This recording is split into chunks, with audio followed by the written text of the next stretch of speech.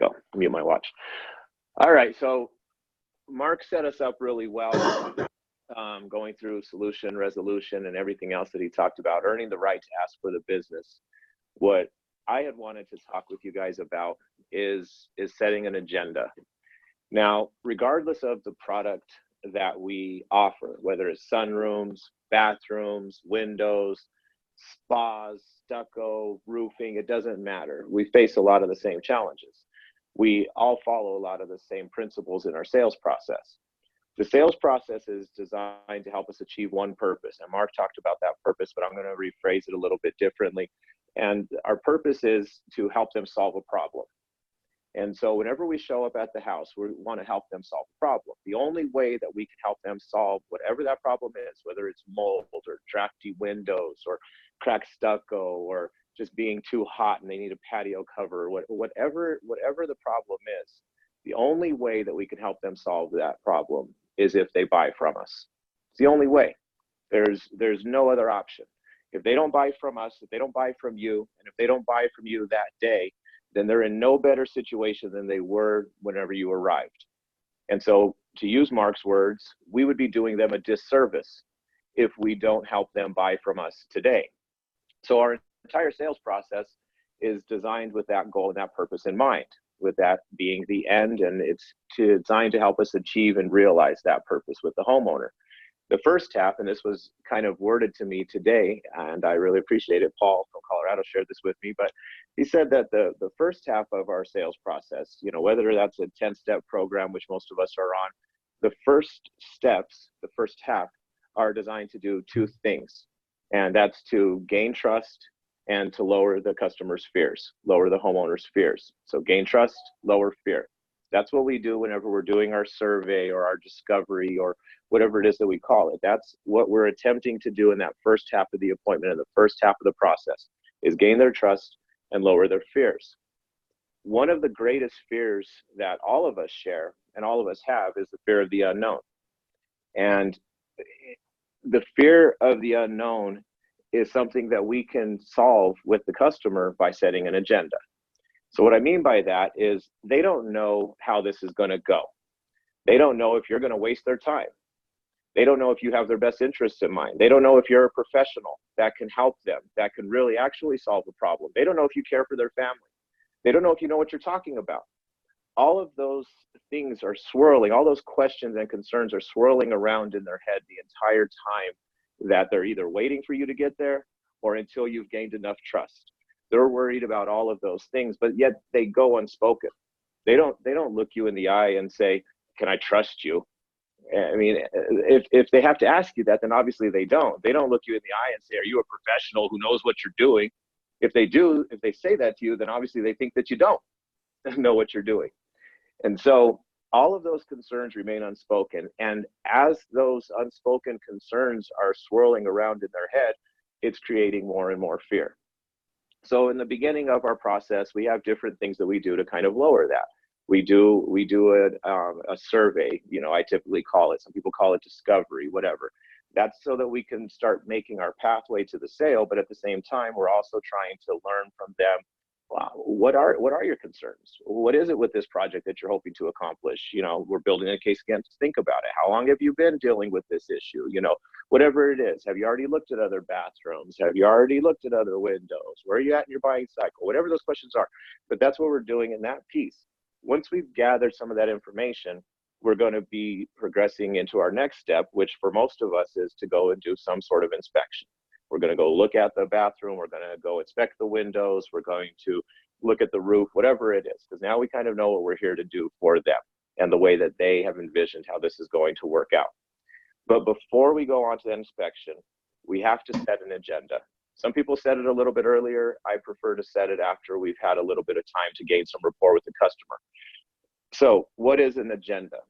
I took the liberty of printing out the definition because I think it'll help us with this discussion.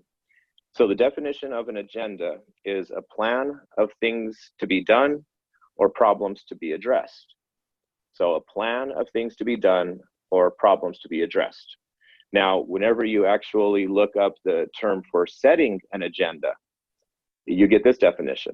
It says to draw up a list of items to be discussed at a meeting, or, and this is the piece, and this is how we're using this term, influence or determine a program of action. All right.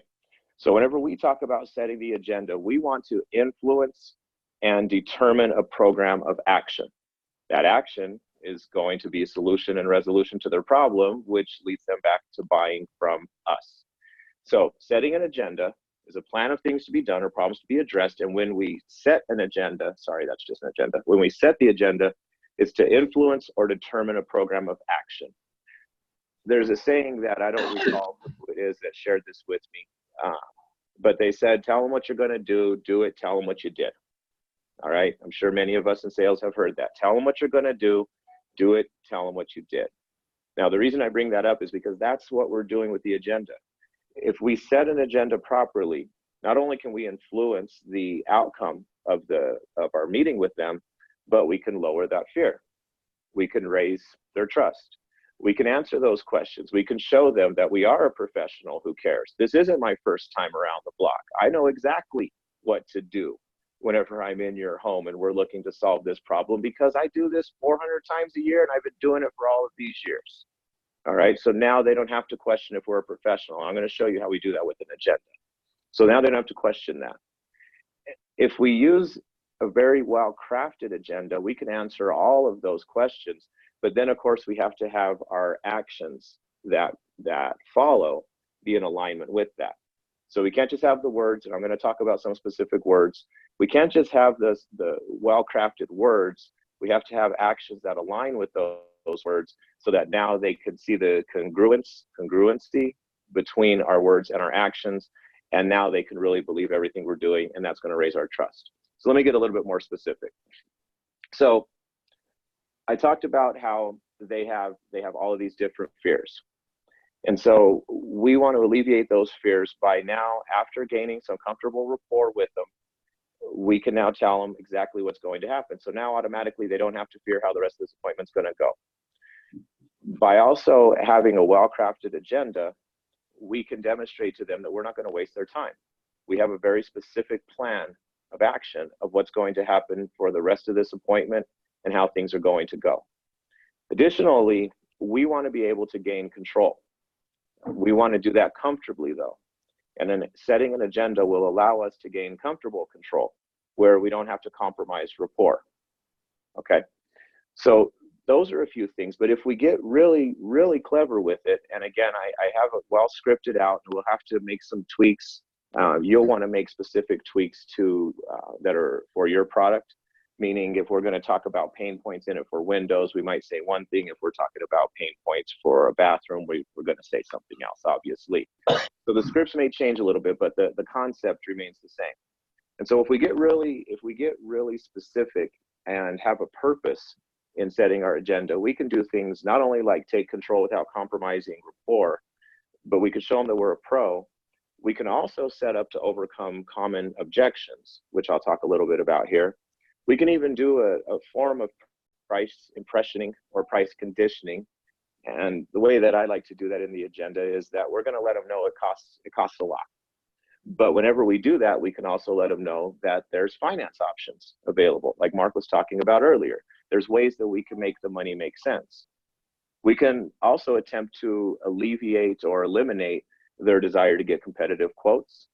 And most importantly, and not most importantly, but one of the key things that I want to make sure that we spend some time talking about is teasing the sales cost savings program or your initial visit discount, whatever term you like to use for that. We haven't standardized one for everybody to use, but whatever term it is that you use to let people know that if it makes sense to get your project started with me while I'm here today, that there's some additional savings that we'll be able to pass on as a thank you for saving us time and money.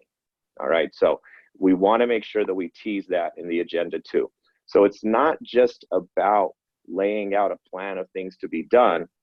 It's about that other piece of the definition that I talked about earlier, which is to influence and determine the program of action. So having said all of that, are we all pretty clear on the definition of an agenda and what we're hoping to achieve with the agenda? All right, people in the room with me are nodding. All right, awesome. Yeah, I had to have an audience here physically with me just so I could talk a little bit. So, all right. So having said all of that, how do we do these things now? And that's what I want to spend a little bit of time talking about. How do we use the agenda to take comfortable control? I'm going to share with you, and I'm going to do this just verbally right now, but then I'm going to email out to everybody that was on this distro kind of a breakdown of what I'm talking about here. We'll probably have it out though, and maybe later on tomorrow. And then we'll also make sure that this video is available so we can all take advantage of the time that Mark spent and, you know, with all the various contributions that we have. So I'm going to go through the agenda set that we teach in some of our offices. I'll go with it that way for now. So as I go through this, I want you guys to listen for all of the things that are being set up in this agenda. All right, because literally every piece of this is designed with a purpose in mind. And I might stop and break it down a little bit. I don't know. I have to see exactly how it's flowing and how I feel. So be patient and bear with me. So after we've wrapped up whatever our initial discovery is, that time that you're sitting with them at the table, or maybe it's one of those people where you just start off right at the window or right at the bath, but you're still having that discovery conversation with them. You're still talking with them, getting to know them, figuring out what it is that they hope to accomplish with this project. So wherever that's happening, that's fine. But after that, whenever we're going to get real specific about how the rest of the appointment's going to go, it might sound something like this. So before we move on to inspecting the windows, inspecting the bathroom, whatever it is, let me make sure, do you have any questions before we get started? No, we don't. Okay, great. So let me explain how the rest of this appointment's going to go. All right, so what we're going to do is today I'll be providing a number of free services to you. One of those services is that we're going to do a full inspection on all of the bathrooms in your house. All right, we're going to do a full inspection on all of the windows. We'll do some of this from the inside, we'll do some of it from the outside. Whenever we go outside, we're going to be looking for some specific things. In your case, in this neighborhood, we've seen a lot of damage from the stucco, not having a good water management system. Or we've also seen ones where the screens have just become inoperable and are just worn out completely. There's been damage to the frame due to the heat, things of that nature. Then we're going to come back inside. Once we come inside, we're going to be looking for some other things that we've come across commonly. That could be damage to the drywall around the windows that aren't operating properly, heat gain that's coming through, dust, water, air infiltration, those type of things. All right. Now, as we're doing this, I'm going to tell you what I see, but what's most important is what your experience has been. Okay, so don't hesitate to interrupt me. Let me know, whatever your experience has been and what your main concerns are. Is that fair enough? Okay, cool. I appreciate that. Thank you very much. Now, as we're doing it, I'm going to offer you some suggestions. Now, there's a lot of options that we can do. We can change the window style that's in this particular opening. We can change, the colors, functionality, grid patterns, things like that. We're talking about a bathroom. Maybe it would be, there's a variety of wall patterns that we can go with, fixtures. We'll talk about, all of those things. We've got our tub, whatever it is. Okay, so it would be product specific. But as we're doing that, I'm going to make some suggestions in those regards. All right. As I do that, I'm going to let you know what costs more, what costs less. One thing I would caution you, though, is never to design a project based off of what costs least. What's most important is that you get exactly what you want. Is that fair enough to say? The reality is if we don't get what we want, no matter how much or how little you spend on it, then there's really nothing gained and there's no value there. Would you agree with that? Okay. So I'll let you know what's going to cost more. I'll let you know what costs less. But most important is that you get exactly what you want. Then after we've done that, I'm going to take you back and I'm going to go out to my car and I'm going to grab a variety of samples, show you exactly what we have, what's also available on the market out there, show you the pluses and minuses of everything, and also be able to give you a good idea of what this project's going to run you, whether you do that with me or if you do that with somebody else. Because one thing that I want to make sure of is that you feel 100% confident in whatever choices that you're making. And then additionally, I don't want you to have a parade of salespeople coming through here after me. I should be able to answer all of your questions today. So that way, this can be the last window. This can be the last bathroom appointment that you ever have to have. You'll be fully educated and confident in all the decisions that you make. Does that sound good? Okay, cool. After we've done that, our customer service center promised you that we give you a price that's good for a year. Is that accurate? Okay. So what that is that's our full retail price. So assuming that you actually need everything and you like what you see, or we're going to give you a price that's good for a year. That doesn't include any promotions or any discounts. And the reason we do that is it insulates people who are just kind of just shopping and just trying to figure out, it insulates them against price increases that are common in our industry. Now, having said that, depending on what we discover, and obviously you already have some sort of a need, as we were just discussing, we're going to also get into promotions that are all time sensitive. I saw that you had this one here that's for $299 off of a window, $500 off of a door. So we'll make sure that we consider that. However, there's also other promotions that are available. My software will allow me to show you what those ones are. And so we'll work to find the exact best way, if you decide that you do want to make a purchase either now or in the future, the exact best way for you to make that purchase. Is that fair enough? Okay, great. After all of that is said and done, if you like what you see, if we establish that you really do want to get started with this project and you would want to get started with me while I'm here today, then I'm also authorized to pass along a small bonus just as a thank you, a savings for getting started with me on this initial visit today. However, please don't worry about that. Let's just get started taking a look at whatever the product is that we need to take a look at. Is that fair? All right, cool. All right, so that's the agenda, quote unquote, set that I teach typically. Now, did you guys pick up on anything that's going on in there whenever I say we're trying to set up a sale or set up a close? And if you want to unmute yourself, that's fine. Go ahead, we'll have a little bit of a discussion there. What did you hear? What did you take out of what I was doing there? I like all of the tie-down questions. After each thing that you described you were going to do to them, you were saying, sound fair? Does that sound good to you? Like, I like those tie-down questions. All right, good. I appreciate that, Dominic. Do you know what the purpose was in me doing that? It wasn't just to tie down, and absolutely you're right. We have to tie down. And that's one purpose, but there was another reason that I did that. Anybody want to jump in on that? Get them in the habit of saying yes. That's another good one. All right, man, you're way ahead of me. I like that too. The other ones, I guess there's at least 3 things there. So Dominic, thank you for both of those. The other thing that I want to accomplish is that was a lot of words. I had a lot of things that I wanted to say, and I wanted to make it into a conversation. All right, so whenever we have something that's scripted out and that we know we're trying to accomplish a variety of things, along the way by using a lot of words, because that was a lot of words. I was looking at a timer, but I mean, I would guess that was probably 5 minutes or so. And I needed to have some interaction with the customer. I can't just sit there and just throw up all over them and just say these things, even though they're all good words and they all had purpose and they all had reason and they're all helping us move in the direction that I wanted to move. I had to have some engagement with the customer. Otherwise, I'd lose them. They wouldn't hear what I was saying. So yes, tying it down for sure. Gaining some minor agreements along the way. Absolutely. Thank you, Dominic. But also, I wanted to make sure that I just didn't talk without getting some interaction from them. What did you say, Paul? Speak up. They couldn't hear me. Okay. Hear you do this. So you set the stage right.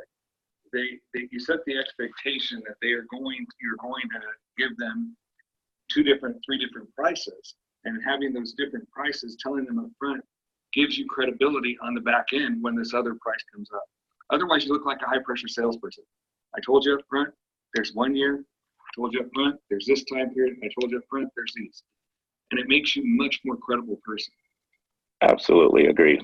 Here, I'm going to off of my AirPods. I don't think I need them. Can everybody still hear me? Yes. Okay, I'm just going to take it off my AirPods then. All right, so Paul said, and that was a piece of it. I was talking about setting up the close. I mentioned that earlier. We can use the agenda for that. See, taking it back to that statement that I made earlier of tell them what you're going to do it, tell them what you did. If we don't tell them that we're going to ask for their business today, and yeah, I did it softly. I said, if everything makes sense, we discover that you actually do need to get windows. You actually really, man, your bathroom is in dire need of being replaced. Whatever it is, I did that a little softly, But the fact of the matter is that I let them know, like, hey, I'm here to help you, first and foremost. That's what all those other words were, to make sure that you share whatever your experience is. That's what's most important to me.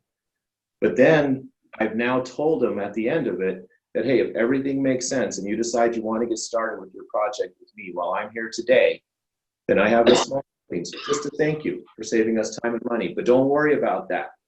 All right, so we did that. So that way, whenever it comes time, because we're going to find that they need to replace their windows. We're going to find that they need to replace their stucco. They need to change out their bathroom.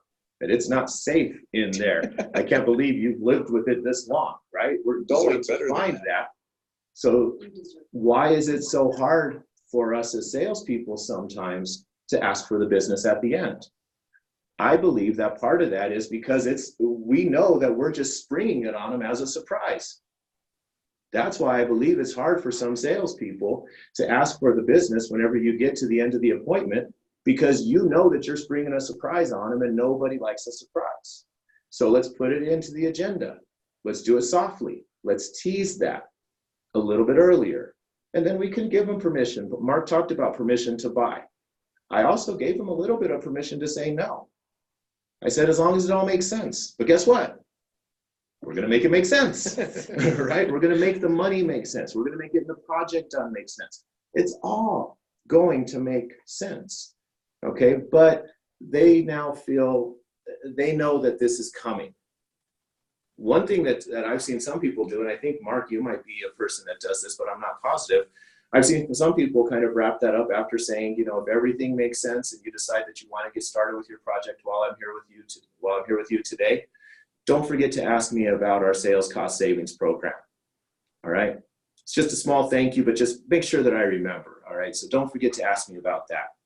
And guess what? If you go and you do your price presentation and you're rolling through and you show them a payment that makes it work, you get a deposit from them that works for them too. And you haven't shown them the sales cost savings program yet, and you set it up with, make sure that you don't let me forget. How strong of a buying sign is it whenever they say, hey, does that include that program that you told me about? And you say, oh, our sales cost savings program? And they say, yeah, the sales cost savings program, is that included in this price, in the discount you gave me? Well, no. You know, right now I was just trying to make sure that everything makes sense, and it sounds like it does to you. So let me ask you, you know, are we getting started with your project today? Because if so, absolutely. If I've answered all your questions, then we'll go ahead and throw that on there too. Look at this. It's going to take you down another $3,000. It's going to take you down another $1,500. It's going to lower your payment from $225 to $216 or $209, whatever it is. Absolutely. All I need is your driver's license so I can answer a few questions for the bank. Let's get started. But see, it's hard to have that conversation if we haven't set up the agenda first. So on Tuesday, Mark, whenever you were doing the meeting, we uncovered that there were a few people in the room, and they know who they are. I won't put them on blast on this meeting here, but who were having trouble asking for the business. They said they felt like they were being high pressure. They felt like they were being mean almost. I remember, you know, someone saying that. All right, that's your own fear. And the reason that fear exists is you know that you're springing something on somebody. So I'm a proponent of setting an agenda and teasing that program so that way it's out there. All right, and there's a lot of different ways that you can do it. I just gave you one example, and I would encourage you to learn that way. But either way, you have to get it out early. That way you don't have this fear of, oh no, now they're going to feel like I'm high pressure. Pressure is only a perception. Mark said that earlier today. Pressure is only a perception. And the reason that sometimes people feel pressured is because they're perceiving that we haven't earned the right to ask them for that business. So if the perception that they have is that they're being pressured, then that means that we have questions that remain unanswered, that they haven't been fully bought in, that they are not satisfied yet, that they either have a big enough problem, that we are the solution to their problem, that we are the only way that this solution is going to be achieved, that they trust us. So if that's happening to any of us whenever we're out in the field, where we have this fear or the people are feeling pressured, we have to go back and look at all of the steps, whatever we did earlier, because the only reason that someone would feel pressured is if we haven't gotten them fully in the boat well before we ask for their business. Sometimes people talk about laydowns, and I hate that. You know, oh, it was a laydown, it was a laydown, it was a laydown. Laydowns do not exist. Anybody who's on this call that assigns leads, take yourself off of mute. Do you have any leads that next to it says lay down? Never, never, ever, ever. Never, ever, ever. All right. Do any of you in any of the markets just lay down right next to it? Nope. Credit card stapled to their forehead when you got to the door. I mean, come on, no. But have you ever, just like, I don't know who it was in the Phoenix sales room that was talking about this, but have you ever gotten to the close and it just been so easy that you become tempted to use that word where you can say, man, that was a lay down. I see you nodding your head, Alex, right? Yes, I had that this morning with one of my reps. And All right. the only reason why it was a lay down is because she addressed everything before she got to the close. Create a lay down. You create a lay down. Mhm. If one ever existed, it's only because you've created that situation. But see, that's the natural result of doing our job properly. Whenever we get to the end, if we've done everything, if we've connected with this person, if we've truly served them, if we've found their pain and we've magnified that pain and we've found a solution, we've gained commitment to resolution. If we've done all of those things, we found a way to make the money work for them. We're having honest communication back and forth with this person. They trust you. They like you. They believe you. They believe in you. You are partnering with them to solve this problem that they have. Then why would we have to pressure somebody to do something? Closing on the first call, closing the first day that you meet somebody is not about pressure. It's about going out and doing everything that I just described. Finding out what their pain is, finding out what their emotional reasons to buy are, finding out why they would resist buying and solving that problem for them, figuring out how our solution matches their needs and making that very, very clear to them and making it where it's their own idea, not just doing all of the things that we've been classically taught and turning a buyer into a liar by asking them questions that they're forced into a situation to lie to us. We do all of these things in the sales process so that at the end of it, we don't have to use the word lay down. You earned that business. You earned their business. That's what it ends up boiling down to. But will you ask for the business if you're springing it on them as a surprise? Because see, so many people in the industry are willing to go out there, and not in our company, thankfully. There might be a couple of you, and we're watching for you. But so many people are willing to go out, measure the windows, measure the bathroom, talk to you about color real quick, write you up a quote, right? We don't even give quotes. They'll write you up a quote, and then they'll say, well, do you want to get started? And then they say no, and then they say, okay, have a nice day. And Mark told us earlier today, how many times do people actually call you back if you don't get the business on the first call? Never, right? Never, okay? There's so many people out there, though, who do that, who are just willing to go out there and just, I have a salary, and so I'll just come out here and waste my company's time and money, and I'll just write this down, and I'll just leave it with you, and maybe one day you'll call me back. And then you've got all of these cobwebs and all this mess going on in your head the whole time. Mental, I can't use the word for it actually on this, but you've got, but see, that's what homeowners at times have now come to expect. They expect one of two things. They expect you either to come out, give me a quote, leave it with me, I'll talk to you later, right? That's one option that they think is going on. Or they expect this cheesy used car salesman who's going to come out here and try and beat me into submission and make me buy. They think in general that those are the only two options that exist. And they think until you've gained their trust, until you've gained rapport, until they like you, until they know that you are a professional that is there to serve them. They think that you are one of those two people, that either you are going to just come out, be an order taker, and leave them with a quote, or that you are going to come out and be a slime ball that tries to pressure them into doing something that they're not ready to do. So they've put up defenses, they've put up walls.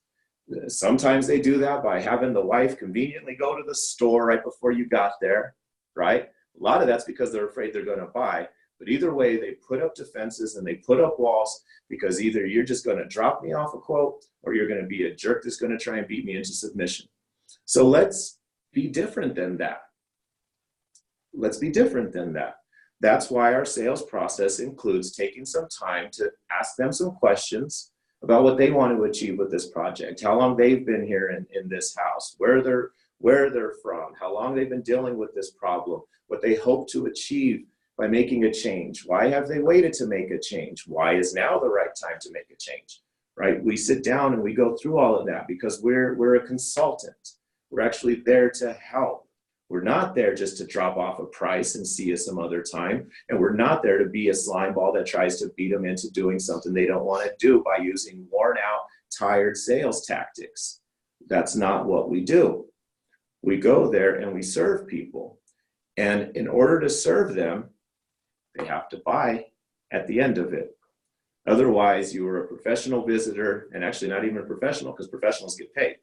You're just a visitor. You're a volunteer. A volunteer. What was that? A free visitor. Actually, you're investing your own time and money and gas to get over there to visit.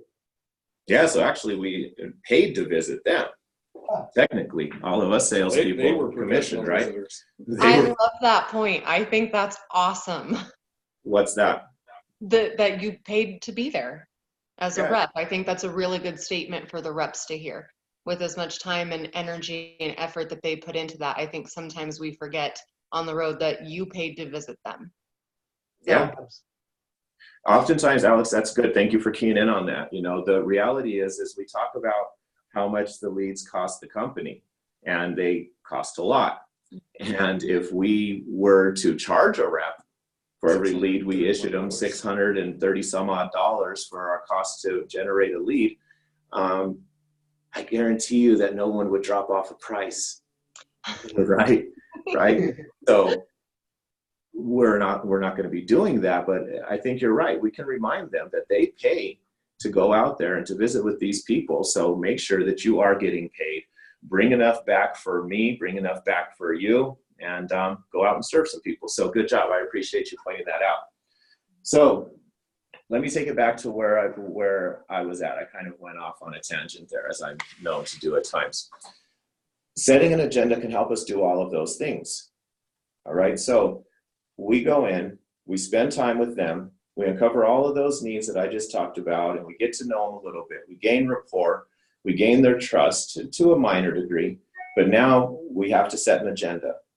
So I want to go back to it, and I'm going to break down a few of the things that I said, because for those of you that are taking notes, and until I get this bullet pointed out, hopefully you can jot down anything that you find of value here, but I'm going to try and break down some of what was going on in the agenda that I just shared with you guys.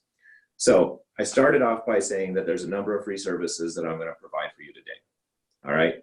I'm doing that to give them a little bit of value. Let them know, no matter the outcome, no matter what happens at the end of this, you are going to receive value from me.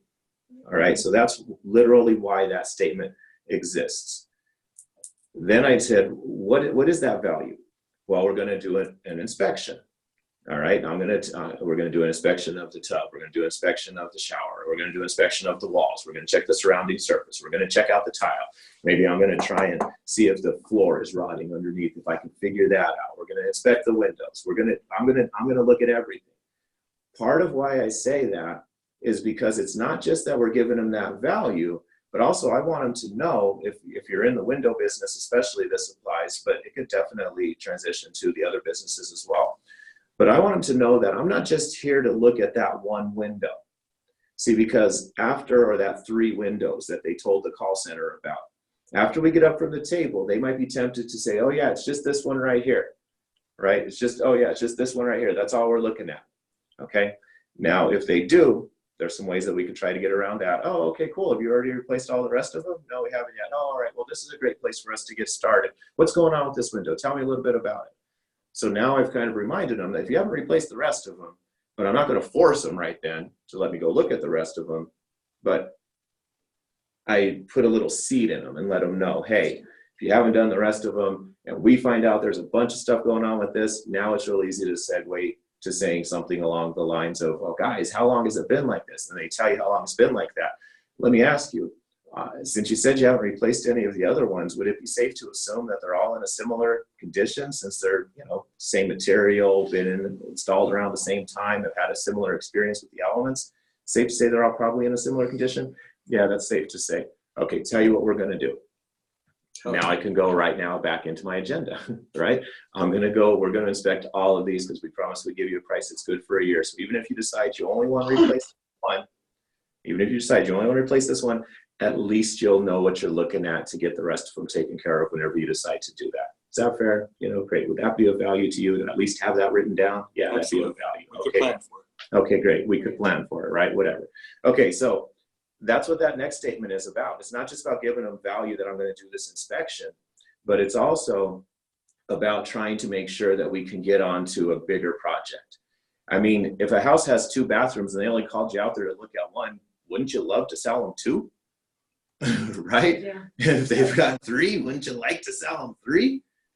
So let's talk about that. With bathrooms, maybe they have one that they hardly ever use. And so maybe you could end up using that as contrast if you look at both of them. They've got one that they use multiple times. The entire family's always using it. They got 4 kids. They're in and out of that shower, that tub all the time. Boom, boom, boom, boom, boom, over. All right. But then the guest bath, they only use that every once in a while. So you might be able to be the good guy who says, wow, you know what? This one you could probably hold off on for a few years. All right. Doesn't get as much use, but man, the one in the other room, we got to get that one done right away. So that's the idea here, and letting them know what we're there to inspect is to give them a little bit of value, because I just told them you're going to get some value out of my appointment no matter what. All right, because I've got these free services I'm going to do for you. But then also, one of those services is this inspection. I'm going to look at all of the bathrooms. Maybe you don't say it right then. Maybe you say it as you're looking at the one. I don't know. You have to be a sales professional still who is picking up what they're laying down, who understands what's going on. All right. But that's kind of the purpose here, and especially in Windows, you can let them know you're going to be looking at everything. All right. The next statement was I prepped them for what things I'm going to be looking for during that inspection. There's multiple reasons. Why would I, and I'm going to actually throw this out there to you guys. And in this case, I'm going to use Windows as the example. You can customize it to BAS, or if somebody on BAS wants to answer, you can feel free to customize it for yourself. But why would I rattle off a list of potential concerns like water, air infiltration, dust, rot, or drywall rotting around the window, stucco damage? Why would I rattle that off to the customer prior to going to the inspection? Any comments? You might hit a pain point. Good. Plant a seed. You can also reveal important issues that they maybe weren't aware of that they'll look at while you're inspecting the windows. Good. Yeah. Another reason Paul and I and our team had talked about it a couple weeks ago is you get to the point where you see the same bathroom every single day, you see the same windows every single day, and after a while you just start to forget or not really realize how much of an issue you're having with them. So you're kind of putting it back into their head before they walk into whatever the scenario is, whether it's bathrooms or windows, and you're reminding them of why they called you out. Absolutely. They're close to it, so they're not seeing it the way we're seeing it from an outsider coming in fresh. Exactly. Also, it helps to where they won't be so defensive about it when you start poking around. Yep. Absolutely. Keep going. What else? You're relating it to other people. We've seen this in other homes, so it's not just their home; it's their windows that the windows that the builder put in, or the bathroom that the builder put in. So it's common. They're not the only ones experiencing it. And just like in anything in life, we're all super busy, and so they could have been dealing with a myriad of other issues prior to our appointment. So stating those things lets them really focus into exactly what we're going to be doing today. Yeah, the Absolutely. commonality of the issue as well, and the industry standard, which is inferior, which is going to help create an opportunity for us to show our separation above the industry standard. You guys took I'm off. gonna say a little bit more. What's that, I'm gonna Mark? say a little bit more to that, Isaiah. Go ahead. Say a little bit more. I believe that you're saying those things because you know you're going to witness those things, and that solidifies you as the expert when you find those things. Nice. That's a really good point. Absolutely. You guys took all of that out of one sentence, right? Mhm. And all of it's right. All of it's true. When you live with an issue every day, you do start to forget about it. You do start to accept it. You don't pay attention to it. Windows, bathrooms, all of them kind of die a slow death. It's not like an appliance that breaks and all of a sudden all your meat is rotten and you wake up in the morning and your house reeks because of that, or a water heater that fails and now you can't take a hot shower. It's not like that. They die a slow death. People start forgetting about it. I want to establish myself as a pro. I also want to give them some of the answers. Somebody just said that that it's going to remind them, I guess. No, that's not the word. I won't go into that. But I want to give them some of the answers. I want them to feel knowledgeable whenever they go in front of the window or into the bathroom. If I talked about, mold or grout that's deteriorating or those type of things, I want them to be able to say, oh yeah, look, this one here is doing that thing, right? So then I can say back to them, wow, I see exactly what you're talking about. Not just me now attacking their window or their bathtub or their stucco or whatever it is. I want to be able to agree with them and say, I can see exactly what you're talking about. But in order to do that, I need to raise their awareness. I need to remind them of things maybe that they've forgotten. I want to educate them. I want to give them some words that maybe they can use to come back to me. All of that's going on literally just in that sentence in the agenda, establishing ourselves as a pro, like Mark pointed out too.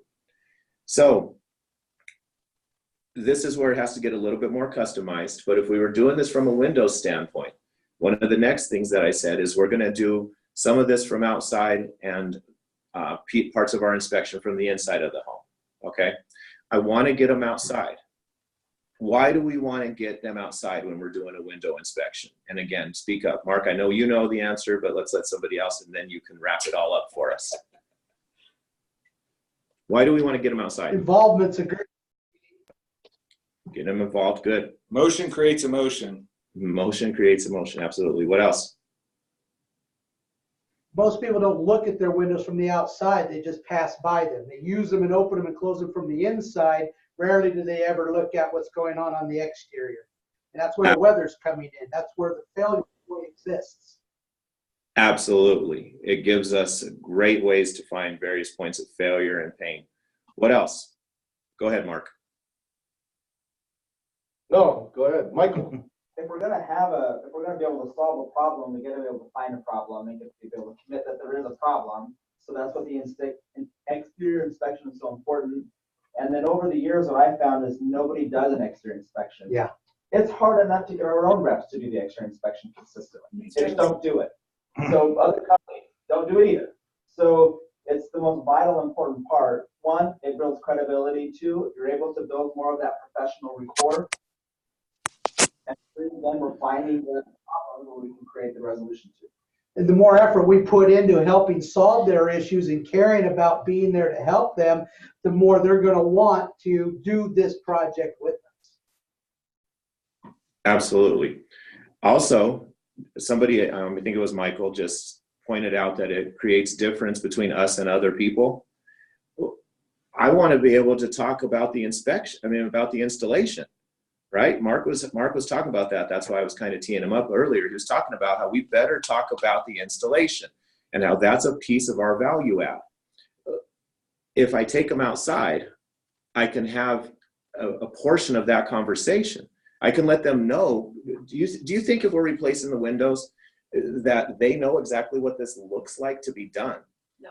So that would create some fear because again, now there's the fear of the unknown. So now, yes, I accomplished all of the things you guys just talked about. And additionally, I can alleviate another one of their fears. Because remember, I'm trying to lower their fears. this is what we're going to do to your house. This is surgery. This isn't something that you want to just trust to anybody. You want people who know what they're doing, who can stand behind it. We use employees. We use employee installers so that we can guarantee that we're going to be able to do this for you successfully. You know, this is what we're going to do. Whatever the installation method is that you're doing, explain that to them. But let me ask you this: just like I said earlier about how we want to tease the sales cost savings program in the agenda, so that way, whenever we get to that point, either the customer's asking us for it, or we're not apprehensive to ask them to take advantage of that program. If I don't tell them that, and again, this is Windows specific, but maybe stucco, I'm sure we could find a way to shoehorn this into baths. But if I don't tell them that I'm going to take them outside, and what are they going to assume that I'm going to take them outside? They're not going to assume that, because they don't know. Nobody else does that with them. So they're not going to assume that. So now, if I haven't told them in the agenda, and we get started down whatever path it is, and then I say, you know what, let's go outside. They're going to be like, huh? Dude, Why? I don't want to go outside. It's cold. It's hot. It's muddy. It's whatever, right? They're not going to want to. So see, I'm tying this all back into the agenda. I'm going to tell you what we're going to do. We're going to do it, and then I'm going to tell you what I did. I'm going to tell you that if we make everything make sense, we find a way to make the money work, you decide you want to get started with me while I'm here today, I'm going to pass on a small savings as a thank you for saving us time and money. All right, I told them that. Then I'm going to go earn the right to do that through the inspection, through the product demonstration, through all of those things. I'm going to continue to earn that right. Then whenever we get to the time to ask them to get started with their project, I like assumption close, but whatever, whenever we get to that moment, we're not going to have any apprehension to do it because we already told them, then we earned the business. Now it's real easy to ask them to get started now because everything makes sense. Same thing with letting them know that we're going to do, in Windows case, a portion of our inspection from the outside of the house for X, Y, and Z reason. Then whenever we're out there, we're going to be showing that we're a professional, that we're different, all those things. It's a lot easier to get them to do something if you tell them what you're going to do. Whether that's to get them to buy today, whether that's to get them to follow you to the second bathroom that they didn't think they wanted to look at. If you let them know this is what we're going to do. And if you tell them that you're going to do something there and they don't want to do it, this gives them an opportunity to voice that concern and for you to have a conversation that will allow you to overcome or at least address whatever that concern is. So by way of example, I'm still stuck. I'm only 2 sentences in or 3 sentences into the agenda right now, but I'm talking about telling them what we're going to do. We're going to take you outside and do this. If I didn't tell them that, and then I spring it on them, or if I tell them that in the agenda, and then they say, oh, you know what, like, we'll just wait for you here. Feel free to come right back in whenever you get done. All right. Now, what does that tell me? That tells me they don't trust me right now. I got to work on that. You know, I better get that straightened out pretty quick. I don't have comfortable control because they're not listening to what I'm saying. So man, I gotta figure that out pretty quickly too. I don't know how serious I'm going to be able to make this need for them because I need them to see what's really going on, or at least I need to be able to put on a show, right? So if I've done this agenda set properly and now I get pushback, it's better to get that pushback early than it is later. If I tease the sales cost savings program at the end of my agenda set and they say, oh, we never make a decision on the first day, don't you want to hear that from them now? Not whenever you're at the very end of your appointment and now you're trying to backpedal and overcome it? Yes. I'm going to actually ask you guys that. When do you want to hear that? Do you want to hear that earlier or later, that they don't make decisions on the first day? Never. Second I walk in, so I can overcome it the whole time I'm there. Yeah, earlier so I can work on it while I'm there. Absolutely. The thing is this, and you know, you're right, we kind of don't want to hear it, but I do want to hear that from them because that tells me that they are a person who buys stuff. Mm-hmm. They buy stuff, you know, and they've bought stuff on the first day before. Maybe they got burned. That's why they don't buy stuff on the first day. But if you think about it, in the agenda, I told them at the end of it, or near the end of it, I told them that I want them to be 100% confident in whatever decision they're making. And I'm going to do that. I'm going to show them that they can be confident in whatever decision they're making. So I can now attempt to overcome it, like Alex just said. But we want to know those things earlier, and the agenda will help us get that done. I talked about installation method. So then we got into a piece where I said that I'm going to make some suggestions. I'm going to make some suggestions as far as style, operation, color, wall pattern, fixtures, toilets, accessories, stucco patterns, whatever, dimensional tiles versus, or dimensional roofs, shingles versus whatever. I told them I'm going to make some suggestions. I also told them that as I'm making those suggestions, I'm going to let you know what costs more and what costs less. Okay? I make that statement because I want them to understand that they are in control of how much this project costs. If you want to do, Kohler choreographed walls and you want to put I remember an accent panel in the middle, and you want to go hydro rail, and you want grab bar, and you want a teak seat and a teak tray, I got you. We can do all of that. All right. If you want to do your windows in wood with stain and all of this, I can do whatever you want to do. I'm going to let you know what costs more and what costs less. But I say that because I want to set up the fact that I don't want you to buy what costs least. I want you to get exactly what you want. People need to understand that. And this is a great time to get that statement out, that I want you to get what you want. And then I followed that up with another statement that let them know, because if you don't get exactly what you want, it doesn't matter how much or how little you paid. Is there any value if you don't get exactly what you want? See, because people are, when was the last time that you were in an appointment and you got to your price presentation and they said, oh, that's cheap? Right? Oh, that's cheap.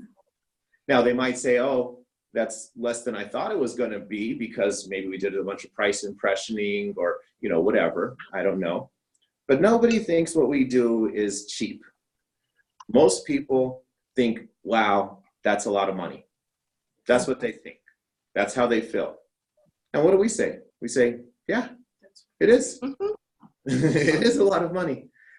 But this is how much money it takes to get this project done right. Right? Okay, so by telling them that we're going to let them know what costs more and what costs less. However, I would discourage you from ever designing a project based off what costs the least, because what's most important is that you get what you want. Because let me ask you, no matter how much or how little you pay for something, if it's not what you want or it doesn't do what you want it to do, was there any value gained? No. I want to be able to make that connection for them as early on as I can. As early on as I can. I want them to understand that, look, you can always get a project done for less money. You can always get it done for less, all right? But that's not what's important. What if it doesn't do what you want? What if you have some people that were just picked up out in front of Labor Ready that are going to come over here and install those windows for you? Chuck in a truck, ladder back Larry or something like that. I don't remember. Larry, that's what do you got? Tim with a tool belt. Yeah, Mark talked about that. See how this ties into the value-added company. He was talking about our installers and what we do. He was talking about our warranty. I want people to know, hey, I get it. You could get something done for less money. All right? You could get something done for less money. But if it doesn't do what you want, man, was there anything gained? Was there real value there? I want that in their head as early as possible. Because as we're going through this process of our inspection and of our product demo and leading up to our price presentation, that whole time, if we're doing our job right, they're going to see in their mind's eye the dollars going up. They're going to be thinking in their head, hopefully, like, man, this is going to cost more than what I thought it was going to cost. This is going to cost more than Google said whenever I Googled it before you came out here, right? Because we're building value, because we are an added value company, all right? But I want to make sure that I can get a statement out to this person that lets them know, hey, you can go cheap, but if it doesn't do what you want, are you going to be happy with that? You have to do it over. Right. And Mark said it earlier today. Paul just pointed it out too. Mark said it earlier today. Only rich people can afford to do this project twice, right? You don't strike me as a person that likes to waste money. You strike me as somebody who likes to obtain the absolute most value as you can whenever you spend your hard-earned dollars. Is that a fair statement? Yes. Okay, so getting this project done right the first time, that's something that you would find value in. Yes. All right, well, this is what it costs to get it done right the first time. These are the benefits, whatever. So that's another piece of setting the agenda. See, so many times people will just, and I'm talking sales reps in particular, will just go through the motions of the process. They'll go through the survey, and I asked all the questions that were written down, right? Well, don't just ask the questions. Do it with purpose. What are you trying to accomplish there? Well, I do the agenda set. Yeah, but you sound like a robot when you do it. Do it with purpose. Do it where you can connect. Do it where you remember why you're saying these things. And so that way you set up the rest of the appointment. Do your inspection with purpose. All of these things have to be done with purpose. So just because I'm sharing this agenda with you, and if you don't do it with purpose, it might not give you the benefit that you're looking for. So having said that, there were some check-ins there, you know, fair enough. Does this make sense? Yeah. All right, good. Then I let them know I'm going to show them a sample. And again, some of these pieces and parts might move a little bit. If the process that your sales manager has you on is varied a little bit from what I've been describing as far as the flow goes, figure out with them where exactly you want to work this in. All right, but it has to happen. I'm telling you, this has to happen. All right. So then I talked about that we're going to show them an example of our product and also what's available on the market, and that we'd be able to give you a good idea of what it would run you. You guys, most of you who have trained with me know I like run you. Paul's laughing because he's the one that taught me that. But what it's going to run you to get this project done with us or with someone else, you know, and I'm not afraid to say that. If you don't want to say that, or if your manager doesn't want you to say, you know, that, then that's fine. But at this early stage in the game, I'm not selling yet. I'm not selling yet. I'm just setting up the sale. So I'm still trying to respect that they have some defensive walls up. And so that's why I like to say it that way. You know, I'm going to show you what's available on the market, give you an idea of what it would run you, get this project done, whether that's with us or someone else. But see, part of why I want to do that is because how often do we have people say, oh, well, I still have to get another quote, right? There are times where people will say, oh, I still have another appointment scheduled for tomorrow. Whenever we at the home show, we booked 4 appointments and you're the first one out or you're the second one out. We still got 2 more appointments. See, I'm building into the agenda a case against that. That's why I'll tell them, I'm going to show you what's available on the market, what we offer. We'll go over the pluses and the minuses of everything. And I'm also going to let you know what it would run you if you wanted to get this project done with us or with someone else. That way, after today's visit, you can have all your questions answered. You can feel 100% confident in whatever decisions you make. And you don't have to have a parade of salespeople coming in and out of the house. We'll be able to get everything settled up for you here today. Is that fair enough? Does that sound good? Whatever it is. All right. So see, it's all kind of strategically planned. I want them to know, hey, I'm a good guy. I'll educate you about what we do. I'll educate you about what other people could do too. I'll even let you know what it's going to run you to get this project done with someone else, just in case that's what you want to do, because I'm a good guy. All right. Also, I'm such a good guy that I'm making sure that you don't have to waste your time having a whole bunch of other people coming over here and putting you through the same dog and pony show. All right. So that's a piece that I'm building into the agenda because I want to overcome that common objection, that common excuse is a better word for it, that common excuse not to buy. I want to be able to overcome it. Tell them what you're going to do it, tell them what you did. Right now, I'm telling you, I'm going to provide you with such excellent service while we are here together today that after this, you won't ever want to have anybody else out to sell you a product other than me anyways. That's what I'm letting them know. that's what I'm going to do for them. And I'm trying to build a case against this thought that they have, or this excuse that they have, that they need to get more quotes. All right, is all this making sense? Everybody keeping up? Yes. Yes. All right, how long have I, man, Mark, I told you I would do, 30 minutes. huh? Said 30 minutes. I know, man, my bad. I've been going for what, an hour? Good stuff. Ooh, all right, I'm gonna get to the tail end, and then we're gonna do a little bit more of a kind of Q&A going back and forth. So at that point in the agenda set, I'm trying to make sure that I let them know that I'm here to serve you, and I'm going to answer your questions, that you don't have to have a whole bunch of other salespeople coming out here after I'm done. I got you. That's the point of that section.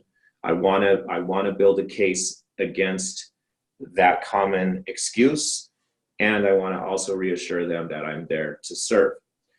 After that, I'm now going to let them know what the next step is going to be. And that's that we're going to give them a price that's good for a year.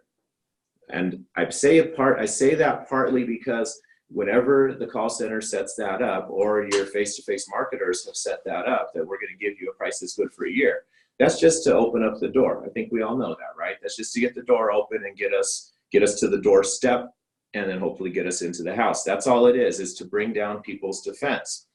However, sometimes homeowners get confused about what that price really is. The price that's good for a year is our full retail price. All right, and that's partially because you need to have good reasons to move them to buying sooner rather than later.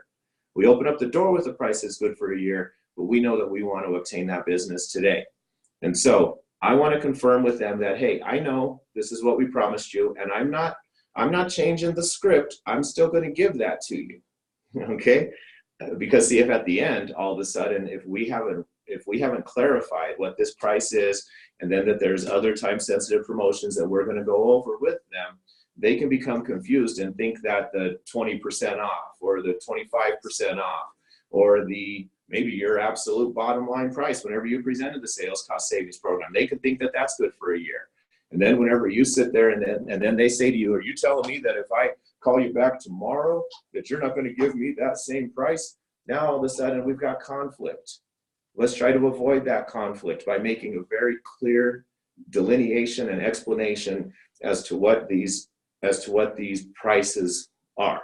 So whenever you talk to someone from our customer service center, they promised you that we'd give you a price that's good for a year. Does that sound familiar? Yeah.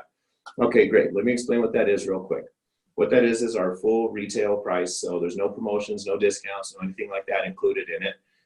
We do that because sometimes people don't really, need windows, don't need to replace the bathroom. It seems like you probably do, but we do that just so that they can have a peace of mind to be insulated against price increases that are common in our industry. However, there's also time-sensitive promotions, and you want to make sure that you've already gotten whatever promotion they called in on. If they have something in print, get that from them earlier on. However, we'll go over some time-sensitive promotions too, and just try and find the absolute best way for you to make this purchase. All right, I'm saying all of that because I want them to know, again, I'm here to help you and here to serve you, help you find the absolute best way to make this purchase. And after that, I'm going to let them know now that if it makes sense to get started, maybe I'm putting the cart before the horse a little bit. We definitely need to go take a look at everything, but I want you to have a clear understanding of what's going to happen here today. If it makes sense to get started with your project while I'm here with you today, don't be afraid, use the word today. If it makes sense to get started with your project while I'm here with you today, then I'm also authorized to pass along a small savings, just as a thank you for saving us time and money. But don't worry about that. Let's just get started with the inspection. Is that fair enough? Yeah, okay, cool. All right, so that section is about clarifying what is going to happen with your price that's good for a year, letting them know, in a sense, that that price isn't really for them, or at least we're going to soon uncover that that price isn't really for them. That price doesn't really give them any value, because if they don't make a commitment to a resolution and getting started with this project, then they're still going to be in the same place. So who cares about a price that's good for a year? I'm going to let you know what that is, though, and I'm going to define it clearly for you, and I'm going to provide that to you because my company and myself are people of our word. We gave you that. We gave you our word. We're going to deliver on that. All right. Now, having said that, we have some time sensitive promotions too. I saw that you have this one. If you have it, you might even point out, it looks like this one's good through the end of November. Okay, great. So this one's good through the end of November. We'll make sure we consider this. We also have some other promotions that are available that maybe you don't know about that I'll make sure I go through with you because I'm a good guy. Remember, I'm a good guy. And then, or gal. That's fine. And then, yeah, like Mark always says, if you wouldn't put it on my mom's house, if you wouldn't build it for my mom, then don't sell it, right? And so I'm a good guy. I'm here to take care of you, all right? But it's really because I want to set up the sales cost savings program. I want to tease that. So I go through the price is good for a year. Then I'm going to touch on time sensitive promotions. And hey, if everything makes sense and you decide that you want to get started with your project with me while I'm here today, then I'm also authorized to pass along a small savings, just a thank you for saving us time and money. However, don't worry about that for now. Let's just get started with the rest of our appointment or whatever it is. Okay. If maybe that person has said, oh, that their bathroom is just old and ugly and they just want to update it. So maybe I would wrap that up with, however, don't worry about that for now. Let's just focus on designing a bathroom that you're going to love. Maybe that's what it would be. If it's a sunroom, maybe you phrase it a little bit differently. I don't know. Let's just focus on designing a room that you and your family can enjoy no matter the season. You know what I'm saying? Think about your product in particular and find a way to take these ideas and build them into your agenda.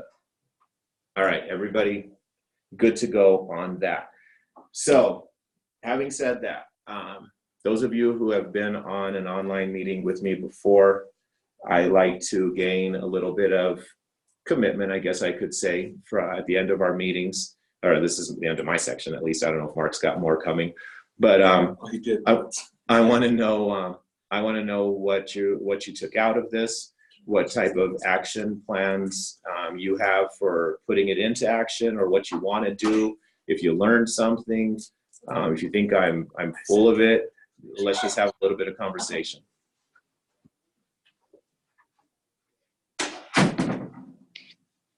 All right. Wow. No takers, huh? I can add a couple of things here. So I actually ended up taking like 3 pages worth of notes and found a few different ways to better phrase things than what I was doing before. The one that stands out most to me is instead of, today my job is to do these things for you. I like there's a number of free services I'm here to provide for you. I like that a lot better. And there's a few other examples, but all of it just goes to improving the agenda for me as far as what I just took out of your. Give us something else since nobody else spoke up yet. What else you got? Well, let's see, that one's good already. Mm-hmm. I think delivering your agenda with passion, just like Mark is saying, just instead of being just monotone and just basically saying it to say it, delivering it with passion, delivering it with enthusiasm, telling them exactly what you're going to do, and then actually exactly what you're going to do, builds trust, builds commitment, and people will get excited versus just listening to your sales pitch. And I like the explaining what you're looking for when you're going into the inspection. That's a huge part for me too. And that also, I mean, you actually just listed a bunch of reasons why that's good. And the way you worded the telling them about the 3 different prices, that's a lot better than what I had here, what I've been doing. And the last one was, and one's going to be good for, today only, but we'll come back to that. And that was what I had so far. But yeah. All right, good. Thank you for sharing. Yeah. Appreciate So it. Isaiah, I wrote down what you said, action plan. So what I would challenge you, Isaiah, and everybody on the phone call today, that your agenda set is great. Here we call it setting the expectation of the appointment. Same thing, just different words, right? But I like setting the agenda. It's a great talking point. So what I'm going to challenge, Isaiah, is that we come up with a dream style system, right? That everybody uses the same system. I know you said it earlier that some markets do it a little bit different. Some have 9 steps, some have 10 steps. I'm going to challenge that we all do it the same way. Like you said, with certain nuances to the agenda set, but that we all, the action plan that we take out of this, that we come up with a dream style system, Isaiah. Challenge accepted. And I would say that that's not something that is, that's a little bit of a collaborative effort. And I know you've expressed many times, and obviously you're committed. You put on a meeting today for us. But that's something that I want to work with all of the sales leadership to be able to get us a good baseline, if you will, so we're all speaking the same language, knowing that there are still local nuances and things that different leaders become passionate about. So I don't want to put everybody into a box, but I agree with you that we do need a consistent selling system, and I'm going to count on all of our sales leaders to help me put something together. Value point, Isaiah, that I took from the agenda is we do have one in the BAS, and like you said, the language and the purpose is the same, the language can be different, but what I took today I think resonated well was we're going to provide a service here. Whether we do business together or not, you're going to take value from our time together. And if we can establish that early and often, that's going to just create a much more fruitful process through the whole appointment. So that was a big resonating point for me. Yeah, absolutely. I appreciate that. You know, we don't want to oversell that we're going to provide them a free service, but I want them to know that we are there to serve, and that's kind of why we start out with that statement. So awesome. I'm glad you picked up on that, Stephen. Also, to branch off of that as well, I think that statement is huge in gaining trust. By telling them that you're going to give this to them, whether they choose to go forward with all of them or not, all bathrooms, all windows, whatever the case is, or if they just want to go ahead and do it in sections. You're gaining a ton of trust by showing them that you're not going to push them one way or another. Absolutely. All right. Well, everyone's getting a little quiet, so I'm going to do this. Mr. Michael Pondorf, can you hear me? Aha. Yeah, I can hear you. Oh, I thought he left. I'm like, whoa, he's just left. I had to unmute it. No problem. So anything that you take out of this that you feel is going to bring some value to your selling process? Well, I think also what the other people have said, I think the important thing I got out of it is, offering free services, and we are there to serve. Mark has also, emphasized that we're there to educate, but service and education kind of go together. And so I think that's an important thing to emphasize. All right, good. Go ahead, Paul. You're on mute. No, I'm not. Oh, yeah, because you're in the same room as me. One of my big takeaways from this I really like is especially for the Windows guys, taking control, taking the customer outside.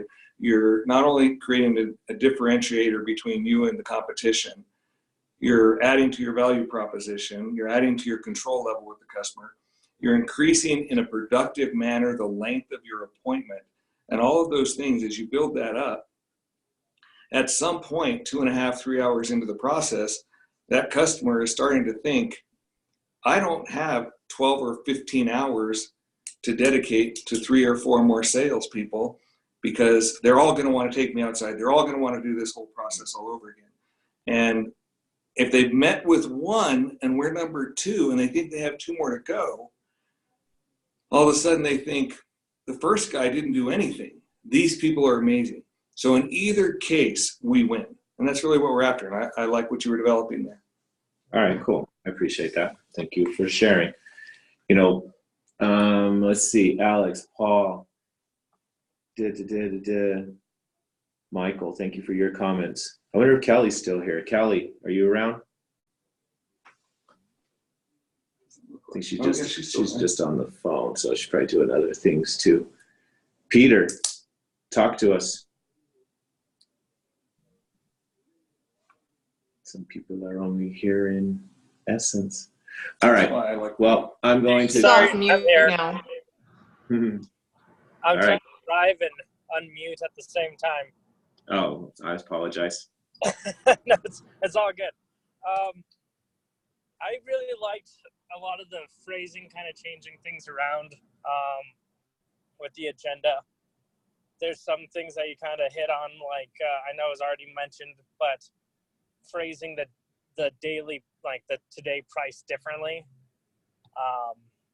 So it doesn't sound so, I guess, kind of like a today or lose it kind of thing. If that makes any sense? Yeah, it's just stating the facts. You know, it's just the facts, right? So just to recap it for you, especially since you're driving, and I want to just kind of plant that back in your head, since that was a point that you value. I'm going to go over the 1-year price, and then let them know, hey, you know, somebody from our customer service center, you can say call center if you have to, I'm not a fan of it, but whatever. Someone from our customer service center let you know that we give you a price that's good for a year. Does that ring a bell? Does that sound familiar? Yes, they did. Okay, great. Let me explain what that is real quick. What that is it's our full list price, so no promotions, no discount, and we provide that to families because sometimes we meet people who don't really need our services whenever we first meet. Now, having said that, we also have some time-sensitive promotions that are going. I know you had called in on this one here for $2.99 off of a window and $5.99 off of a door. So make sure that we consider that. This one looks like it's good till the end of November. And then we also have some other promotions that are available that I know about. And our purpose in going through all of them is going to be to find the exact right way for you to make this purchase whenever you decide that you want to get started. Now, having said that, we also have a small thank you that I'm authorized to pass along. If everything makes sense and you decide that you do want to get started with your project with me while I'm here today, it's just a small thanks for saving us time and money for getting started on the initial visit. And so make sure that you don't forget to ask me about that if everything, you know, if all of our stars end up aligning. You know, you can say something like that. So, yeah, cool. All right, good. Well, thank you for sharing that too. No problem. Right. Thank you. All right. So I'm not going to force everybody else into this. I think we're going to, Mark, are you going to keep going? Just for a couple more minutes. So Isaiah, I will ask that, and I think you and I've talked about this, I'm dedicating every Friday to this from 1 to 5. Yes, sir. And the only thing I ask from anybody out there listening, if you have topics that you feel that we should be covering in these meetings, email me so we can put them on the agenda and we can have a clear understanding of what you guys best and how best you guys could be supported out there by management. That's part of this, right? Is how we support you guys. So email me if you feel that there's topics. If not, I'll come up with some. Isaiah will come up with some. Stephen will come up with some. But we would like to hear from you guys as well, the people out there doing it every day. Would you agree, Isaiah? Absolutely. Absolutely. And so one of the things, no, I'll leave it at that. I agree with you. It would be great if you guys would share things that you want to talk about. We're going to be building a schedule in addition to some of these meetings too that we're going to have on a regular basis. So definitely give us as much feedback as you can. Something else I would ask is that, you know, this was really short notice, but I feel like I made it pretty easy for everybody to attend, and I definitely appreciate those of you who are here. If you took some value out of the time that I spent with you, or if you took value out of the time that Mark spent with you, please pass that along to your teammates. Let them know, you know, and you don't have to be in here the whole time. So you can come and you can go, right? Some people have appointments to run. Who knows what's going on? But let them know that there was value from this meeting so that we can start getting our attendance up. Again, very short notice. But I'd really like to see as many of our teammates on here as possible. That's going to encourage good conversation, I think, and it's going to help us all get better. And so just let somebody else know, like, hey, maybe you know, wish you could have been on the call today. We had some, you know, I learned this, I learned that. So share some of what you learned, and let's encourage others to participate as well. And definitely send out your ideas. You can send them to Mark, you can send them to me, and we'll try and find ways to give you additional support for sure. All right. Numbers, a lot of talented people we need to share. What's that? Go again, Stephen, I'm sorry. Strength in numbers. We have a lot of talented people throughout this organization. We have our troops out there in the trenches every day, experiencing different things, being able to come back collectively on that, offer our solutions collectively. somebody somewhere is going to take a positive result from that. So I love this idea. Yeah, awesome, agreed. And for any of you sales managers that are on here, you know, I see Alex, Paul, obviously, I see you too.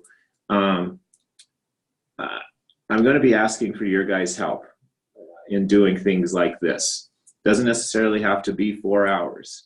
You know, I might ask you to make a video about something, or I might ask you to host an hour session to talk about this thing or to talk about that thing, or maybe just what would you be comfortable talking about.